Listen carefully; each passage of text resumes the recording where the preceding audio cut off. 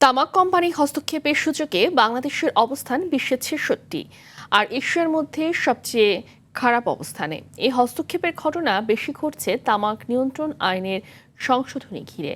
এক গবেষণায় কথা জানান গবেষণা ও অ্যাডভোকেসি প্রতিষ্ঠান প্রজ্ঞা এবং অ্যান্টি টোবাকো মিডিয়া অ্যালায়েন্স আত্মা।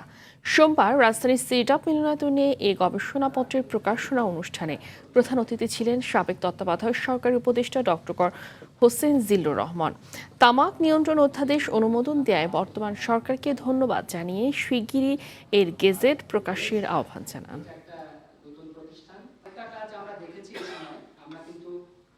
তামাকের বিরুদ্ধে আমাদের দাঁড়ানোর অন্যতম একটা কারণ হচ্ছে তামাক হচ্ছে শুরু।